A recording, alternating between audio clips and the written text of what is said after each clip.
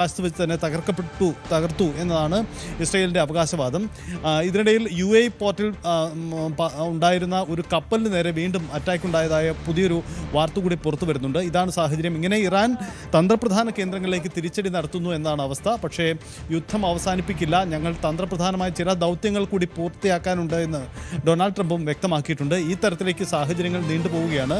Gulf മേഖലയിലെ രാജ്യങ്ങളിലേക്ക് വലിയ നീക്കങ്ങൾ നടത്തുന്നുണ്ട്. കഴിഞ്ഞ ദിവസം നമ്മൾ കണ്ടതാണ് ഡിഗുഗാഷയിലേക്ക് ബ്രിട്ടൻ്റെയും അമേരിക്കയുടെയും സംയുക്ത സേനാ താവളത്തിലേക്ക് ഇറാൻ നടത്തിയ നീക്കം. 4000 കിലോമീറ്ററിലധികം ഭേദിച്ചുകൊണ്ടാണ് മിസൈൽ അവിടേക്ക് പാഞ്ഞെത്തിയത്. 3000 കിലോമീറ്റർ സഞ്ചരിക്കാൻ ശേഷിയുള്ള മിസൈലിന് അതിൻ്റെ ഭാരം കുറച്ചുകൊണ്ടാണ് 4000 കിലോമീറ്ററിലേക്ക് ഇത് എത്തുന്നത്. സ്വാഭാവികമായും അത് ഞെട്ടിക്കുന്ന ഒരു നീക്കം തന്നെയാണ് ഇറാൻ്റെ ഭാഗത്തു നിന്നും ഉണ്ടായത്. എന്തായാലും ഇതിന് തിരിച്ചടി നൽകും എന്ന് ഉറപ്പിച്ചു തന്നെയാണ് ഇസ്രയേലിൻ്റെയും അമേരിക്കയും നീക്കം. അതായത് പശ്ചിമേഷ്യയിൽ സമാധാനം ഉടനുണ്ടാവുന്ന ഒരു സാഹചര്യവും ഉണ്ടായിട്ടില്ല. തിരിച്ചടിക്കുകയാണ്. ഇറാനും കൂടുതൽ ജനവാസ മേഖലകൾ ലക്ഷ്യമിട്ടുകൊണ്ട് ഗൾഫ് രാജ്യങ്ങളുടെയും ഒപ്പം തന്നെ ഇസ്രയേലിൻ്റെയും തന്ത്രപ്രധാന ഇടങ്ങളിലേക്ക് തിരിച്ചടി നടത്തുന്നു. അതേ നാണയത്തിൽ തന്നെയുള്ള മറുപടി നൽകാനാണ് അമേരിക്കയും ഇസ്രയേലും ശ്രമിക്കുന്നത്. എന്തായാലും ഹോർമുസ് കടലിടുക്ക് വഴിയുള്ള ഗതാഗതം ഏറെക്കുറെ പൂർണ്ണമായും തടസ്സപ്പെട്ട സാഹചര്യം തന്നെയാണ്.